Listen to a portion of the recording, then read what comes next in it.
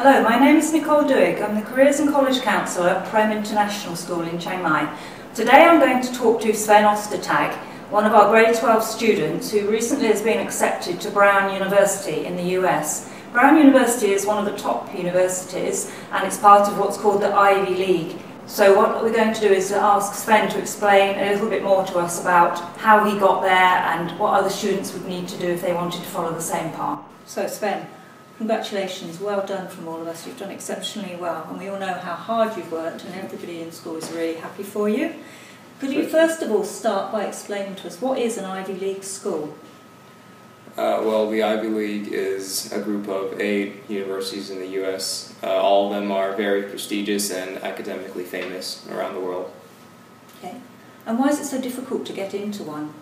Well, because, just looking at numbers, tens of thousands of people apply to every Ivy League school, and most Ivy League schools have only an acceptance rate of 10% or below. Brown has an acceptance rate of 8.4.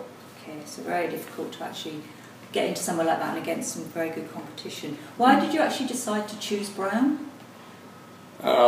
Because it has a really nice reputation. It has a reputation for being a really happy place to be, and my brother also went there and he said he loved it, so I think I will too.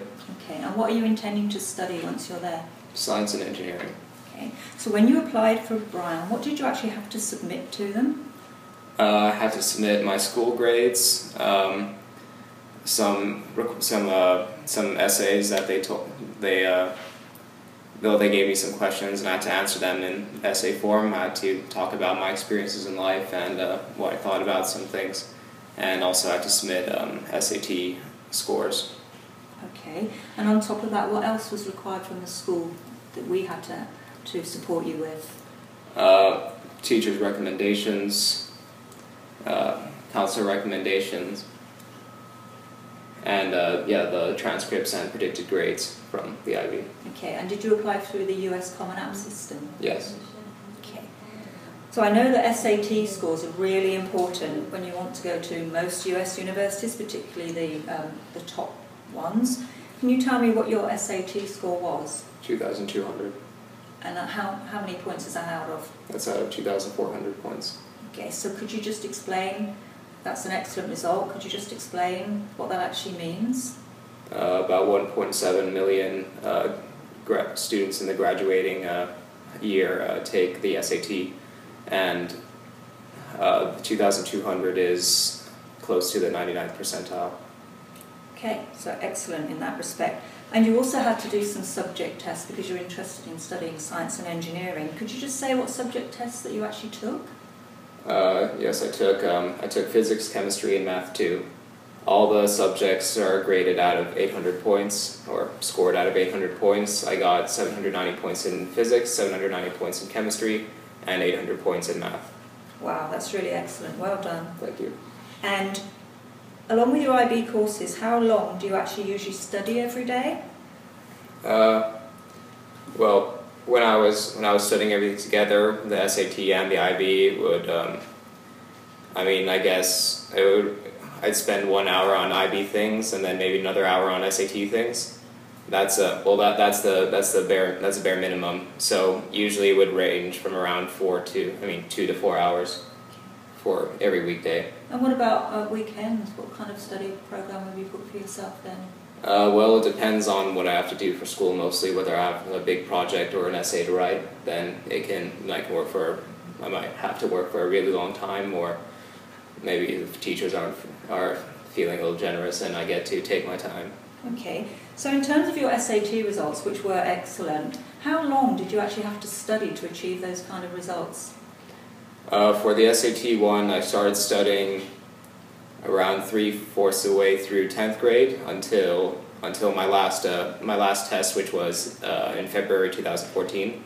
So that's maybe February 2013, all beginning to February 2014. And then for the SAT 2s, I studied. I studied the remainder of 11th grade and the beginning of 12th grade. So you've obviously got some really good time management skills if you're able to cope with doing all that on top of doing your IB courses. Mm-hmm. So perhaps we can talk about the IB diploma. Can you just say what higher level subjects that you did and what your standard level subjects are? I take higher level physics, chemistry, and geography, and center level math, English, and French. B. Okay. And what subject did you choose to do your extended essay in? Physics. Okay. And what was the reason that you chose to do physics? Because, well, I love the sciences, and I mean, if I have to write 4,000 words about something, it might as well be something I can write 4,000 words about. So, yeah, physics. Okay. So at this stage, what do you think your predicted IB score is? 42. Okay. How do you feel about that? I feel good. I mean, they got me into Brown, so I'm going to try to achieve them when the final exams come.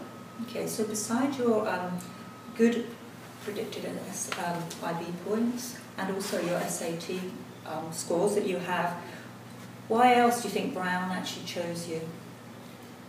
Because I showed that I'm different from other people. I showed that I have a passion for helping people and exploring the world through arts and science and math, and I think I really showed them in my essays, or at least I tried to show them that they should give me the chance. They should help me pursue my path and achieve my potential. Okay. So another thing that everybody is aware of, especially with IB students, is that the universities are very much interested in the extracurricular activities and any hobbies that you have. Is it possible you could maybe just give us an idea of the kind of things that you have actually done? Well, I think the most significant things I've done are, well, the cultural explorations I've done. Every summer for 4 years. Yeah, I went to Germany. I went to a German summer camp to learn German, to meet with kids from around the world, to explore Europe, learn a bit more about the world. And the winter of 10th grade and the summer after 11th grade, I went to Binghang. The first time in 10th grade, I went to become a novice monk. And so I was ordained for 10 days, and I got to see the lifestyle of people in North Thailand, in the 4 parts of North Thailand. I got to see the lifestyle of Thai hill tribe villagers and the Shan immigrants who come to seek better lives. And it really, I went because I wanted to experience a different kind of life. I wanted to know what it's like on the other side of the spectrum, and it was really fulfilling. The second time I went in the summer of 11th grade I went to be a volunteer teacher. So I taught at I taught in 2 schools and then a village, and I taught I was a teacher in math, English, and physics, and yeah, it was a very fulfilling experience. I got to talk with the locals. I got to learn more about life there. Okay. And also, while you actually weren't at the camp, when you were actually in school, you did some other activities to support the school. Can you just explain a little bit about those? Well, on my own, I've always played music. I've always been practicing piano and guitar. So those are 2 of my own passions. But also for the school, I've been an SAT tutor, mostly SAT tutor for my peers and anyone who's needed it, because I mean, like I want to help them try to achieve what they can as well. So yeah, I spent a lot of time with them. I also was part of the music leadership group. And so when concerts came around, I organized food sales, and I took the money earned from those sales and gave them to the schools in Vietnam. And what did they use them for? For buying stationery, equipment, supplies. We also donated some food to them as well. And yeah, they really appreciated it. thanked us a lot. And I gather it was also to provide scholarships for some Yes. of the less well-off families. Yes. My mom helped me. Like she gathered her friends, and we came all the way, all of us together, a group of, I forgot, maybe 10 to 20 people, and we came up to Wing Hang, and we donated scholarships. Well, we gave out scholarships, and it was very nice to see people who were working hard and hadn't had much hope for a better future before suddenly get the chance to make more of themselves. Okay, so you've mentioned a little bit about the music that you've been fully involved in at school. Could you just remind us what actual instruments that you play? I play the piano, the guitar, and the trumpet. Okay, I play in the school concert band. Okay, do you play at home at all? Mm-hmm. Yeah, in my free time I like to practice my music. Okay, and I know just from looking at your CV and the email and all the stuff that you've actually done within school, looking at your community action and service program, that you've also mentioned that you're involved in sports. Could you just give us a rough idea of what you actually are involved in?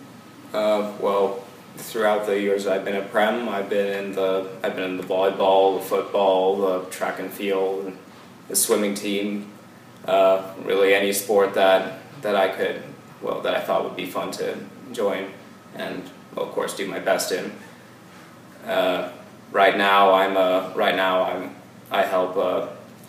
an assistant coach for squash, and so I train squash with my teachers, as my teachers a lot better than me, but I also help coach the new students, the students who've never played squash before, and it's a good experience. It's good to get to see things from the other side, not just student, but from the teacher's perspective.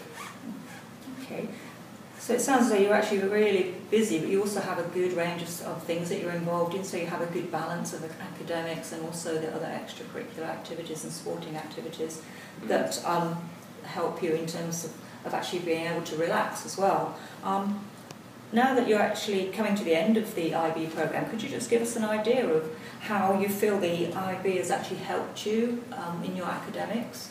Well, it's definitely helped me with time management. The IB is very demanding for a teenager, and so all IB students have to learn to really sit down and do work. They can't just wait at home. They can't just do nothing at home and ace all tests. They actually have to.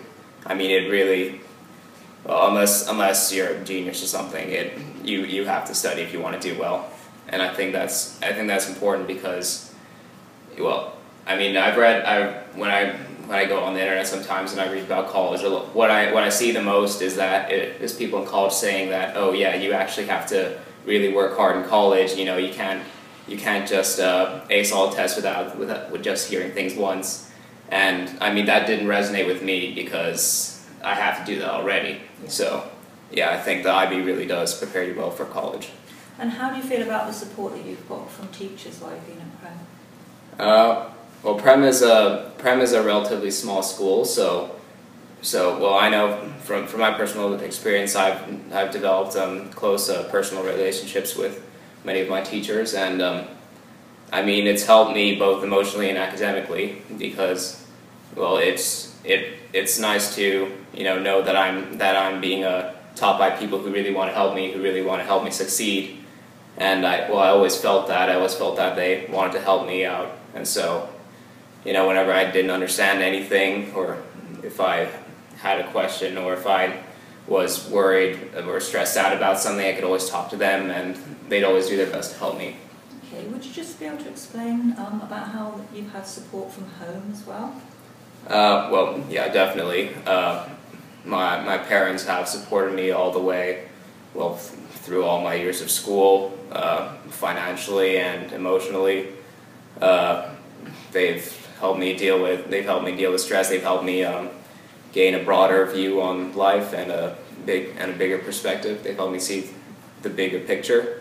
My older siblings, they're both in their mid-20s, and so they've already done all this stuff. So they help me a lot.